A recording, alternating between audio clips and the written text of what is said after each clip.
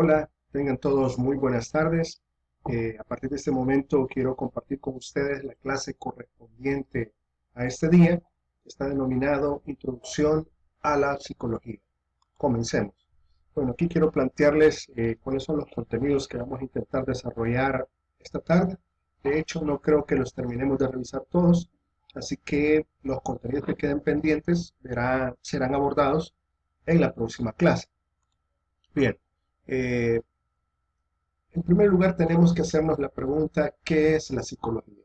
Si vamos a hablar acerca de la psicología, es importante dar una respuesta a esta pregunta.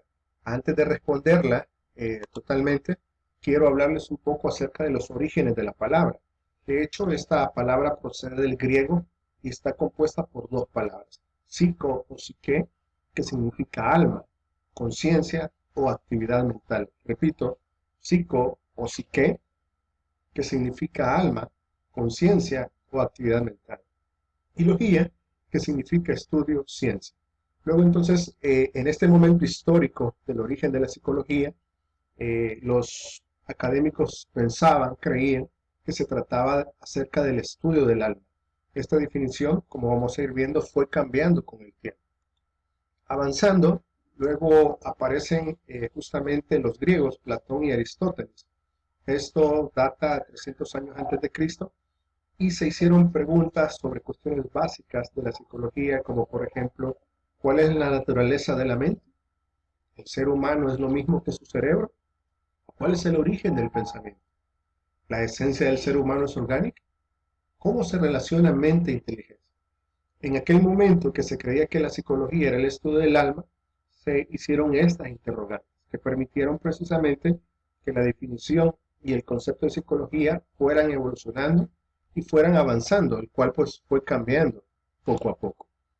Luego, en el aspecto del desarrollo de la psicología, aparece la psicología científica. Esto es ya por el siglo XVII y aparece con los trabajos del filósofo racionalista René Descartes y también con los empiristas británicos Thomas Hobbes y John Locke.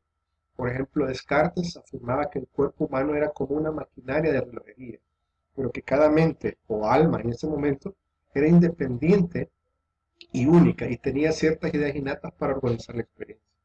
Hobbes y Locke, por lo consiguiente, creían que toda la información pasa a través de los sentidos y que las ideas correctas pueden y deben ser verificadas con la información sensorial de la que proceden. Entonces vean que estos planteamientos, aunque algunos no se sostienen, ¿verdad?, en el tiempo, pero muy interesante. Por ejemplo, lo que proponía Hobbes y Locke, y decían que toda la información pasaba a través de los sentidos. Modernamente se sabe, se conoce que el sensorio, o es decir, los sentidos, juegan un papel muy importante, en este caso, pues para captar la información sensorial, llevarla al cerebro, el cerebro la analiza y luego se deriva en un comportamiento en el ser humano. Luego quiero plantearles la definición científica de psicología, la definición moderna. De hecho, ustedes pueden ver tres conceptos. Acá están los tres. Y nos vamos a quedar con este de en medio, pero revisemos. En primer lugar, estudian los procesos mentales, pensamientos, sentimientos, experiencia y conducta, a la que se puede sumar la dimensión moral, social y espiritual de la experiencia humana. También diremos que es la ciencia que estudia la conducta o comportamiento humano y los procesos mentales. Como pueden observar, hay dos componentes. Se estudia el comportamiento humano, pero también se estudian los procesos mentales. Y hay otra definición que dice que busca conocer y explicar el comportamiento de los seres humanos. Quiero hacer una pausa acá para aclarar lo siguiente. Número uno, si yo preguntase cuál es la definición histórica de psicología, tendríamos que decir pues que es el estudio del alma. Pero si yo hiciera la pregunta cuál es la definición científica de psicología, la respuesta correcta es o debería de ser que es la ciencia que estudia la conducta humana, el comportamiento humano y los procesos mentales. Nos vamos a quedar con esta definición. Psicología, la ciencia que estudia la conducta o comportamiento humano y procesos mentales. Avanzando, quiero decirles que hay áreas de estudio de la psicología. Tenemos a la psicología fisiológica, que estudia el funcionamiento del cerebro y del sistema nervioso. También este apartado, básicamente de psicología fisiológica, intenta explicar el porqué del comportamiento de los seres humanos a partir de su funcionamiento interno, a partir de su fisiología, a partir de las estructuras biológicas que conforman el cuerpo humano y que inciden en el comportamiento del individuo. La psicología experimental aplica técnicas de laboratorio para estudiar la percepción o la memoria. Vemos que esta es otra área de aplicación de la psicología. Tenemos también a los psicólogos sociales, que ellos están interesados en las influencias del entorno social sobre el individuo, el modo en que estos actúan en grupo.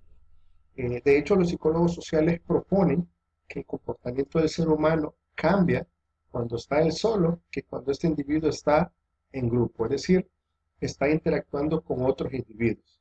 De hecho, hay algunas teorías que afirman que cuando el individuo está en grupo se acentúan sus rasgos, sus características de personalidad. Y por ejemplo, quien tiene liderazgo, aflora ese liderazgo. Quien tiene otro tipo de comportamientos cuando están en la interacción grupal, según esta teoría, tienden precisamente a manifestar este comportamiento. Por ejemplo, ahorita nosotros en el país estamos en un periodo preelectoral, donde precisamente los políticos buscan influir en el comportamiento grupal o social de cada uno de los ciudadanos salvadoreños. Avancemos entonces y diremos que también otra área de aplicación de la psicología son los psicólogos empresariales, que estudian el entorno laboral de los trabajadores.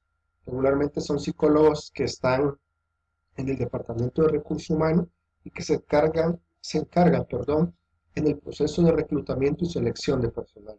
Estos a través de entrevistas, a través de pruebas de inteligencia, de personalidad, de intereses, por ejemplo, intentan averiguar cuál es el perfil de personalidad de un individuo para determinar si es apto para el puesto. En el ejemplo de que estemos buscando, por ejemplo, un gerente para una empresa, se determina un perfil. Si se requiere, por ejemplo, liderazgo, conocimiento previo, experiencia previa, dominio de algunos idiomas, y al construir este perfil se hacen convocatorias para hacer un proceso de selección. También estudian el entorno laboral, qué tan estresante es, el clima laboral, qué tan beneficioso es. Esa es otra de las áreas de aplicación. Y tenemos también a los psicólogos de la educación. Estos estudian el comportamiento de los individuos y grupos sociales en los ambientes educativos. Por ejemplo, estos psicólogos se encargan de verificar cuando hay problemas de aprendizaje, ayudar a las personas, cuando hay dificultades en el rendimiento académico, posiblemente derivados de situaciones personales o emocionales. Entonces, estos psicólogos educativos, psicólogos de la educación, se encargan de intervenir en esas áreas que les he mencionado. También tenemos a la psicología clínica, que intenta ayudar a quienes tienen problemas en su vida diaria o que sufren algún trastorno mental.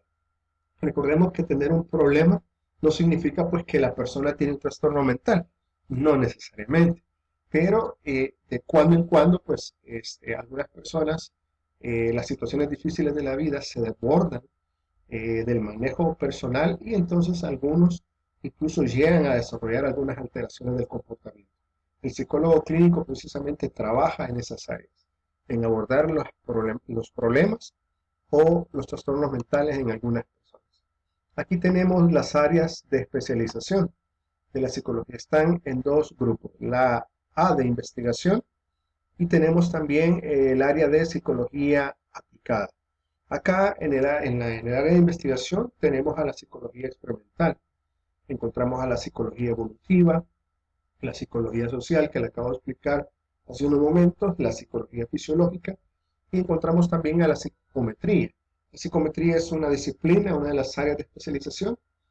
Por ejemplo, cuando todos ustedes ingresaron a la universidad, estoy casi seguro que si no al 100%, pero la gran mayoría les hicieron pruebas psicológicas o pruebas psicométricas para conocer su inteligencia, su personalidad, sus intereses, su vocación. La psicometría hace eso, hacer mediciones psicométricas para identificar el comportamiento de los individuos. Tenemos también a la psicología aplicada, donde está la psicología del deporte. En los países más desarrollados, por ejemplo, hay psicólogos dentro de los equipos, ya sea de fútbol, de básquetbol y de otras ramas más, y que pues precisamente trabajan psicológicamente sobre los jugadores. La psicología judicial, que se encarga precisamente del contexto legal o judicial de las personas. La psicología clínica, en la que expliqué hace un momento, que se encarga precisamente de ayudar a las personas en sus problemas o en sus trastornos mentales. La psicología militar tiene que ver con ese contexto. Por ejemplo, hay conceptos como guerra psicológica, eh, o las personas que tienen alteraciones derivadas precisamente de la guerra. Por ejemplo, hay un trastorno que apareció después de la guerra de Vietnam, el trastorno de estrés postraumático, donde los soldados que habían ido a la guerra sufrían alteraciones de comportamiento, reexperimentaban el trauma. También tenemos a la psicología industrial, que a ustedes se las presenté hace un momento como psicología empresarial, porque al inicio así se le definía, luego fue evolucionando a psicología empresarial. Tenemos la psicología educativa, que también se les expliqué, que es el área de la psicología que tiene que ver con los aspectos educativos de las personas. Luego quiero comentarles que hay grandes escuelas de la psicología. Está el estructuralismo, el funcionalismo, el psicoanálisis, el conductismo, Gestalt y el cognitivismo. Pero esta segunda parte la vamos a abordar posteriormente la próxima semana cuando tengamos clases. Voy a invitarles, por favor, a que si tienen preguntas puedan realizarlas en el foro de participación. Muchas gracias.